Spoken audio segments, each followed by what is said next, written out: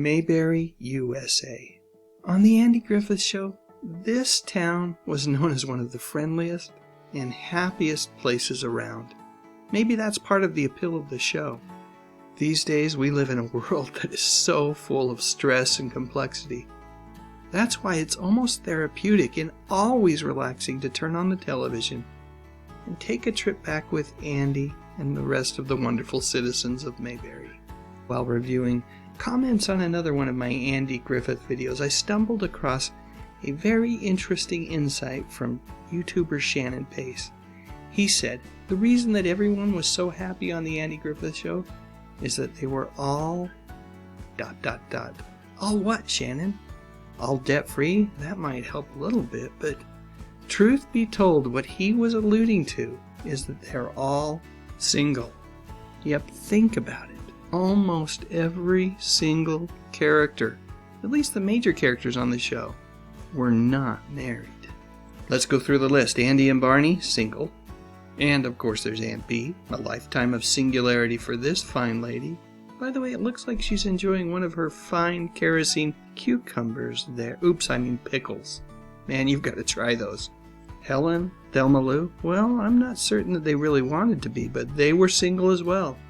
And Helen, well, in addition to teaching young Opie how to read and write, she was also a mother figure to a certain world champion rock thrower, Ernest T. Bass.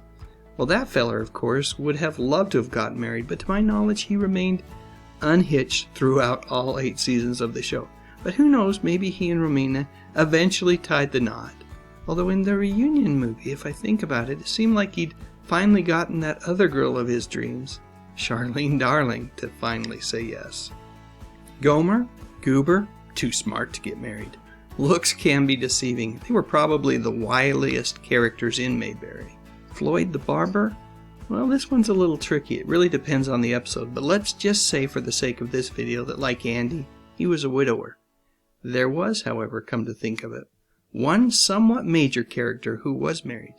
Who was it? Well, it was none other than the Mayberry Courthouse's semi-permanent resident, Otis Campbell. One could argue that he was happy as well, I guess, although I think more likely than not, the bottle was his avenue of escape. So let's go ahead and, just for the sake of Shannon's argument, say that he wasn't happy. Now, many of us who watched the Andy Griffith Show's spin-off Mayberry RFD know that Andy did eventually get married to school teacher Helen Crump. It happened in the very first episode of that show. And one can assume that Andy was still very happy after vows were exchanged.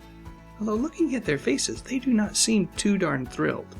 Further proving my point, Andy showed back up a couple years later on something called the New Andy Griffith Show, and guess what? Helen was nowhere to be found.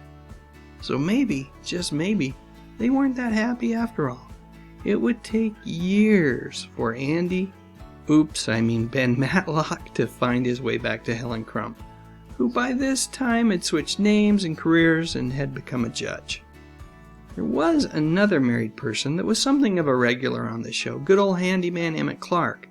Of course, he was mostly on Mayberry RFD, so I'm not counting him. End of the day, the real reason why all of these characters were single had more to do with the happiness of the scriptwriters of the show. By keeping them unattached, it allowed the writers to tell a multitude of stories that they might not be able to tell, that might not make a whole heck of a lot of sense if the characters were in a committed relationship. Case in point, this classic episode with Barbara Eden as a manicurist trying to make Mayberry her home. Well, it simply would not have worked. This scene is bad enough as it is. Now imagine these chaps all being married. Feels odd, at least to me. I probably should mention Deputy Warren as well. Another bachelor from the Don Knotts School of Love. Was he happy? Well, mostly. Way more than most of the fans were when Don left the show and poor Jack Burns took over. Tough shoes to step into for sure. Alright, now it's your turn. Please share your memories in the comments section. While you're at it, I'd love a thumbs up if you enjoyed this video, and I would be absolutely honored if you would consider subscribing to my channel. I talk about music, movies, and mostly television from the 50s, 60s, 70s, and 80s. You know, the good stuff. But most importantly, and as always, Thank you so much for watching.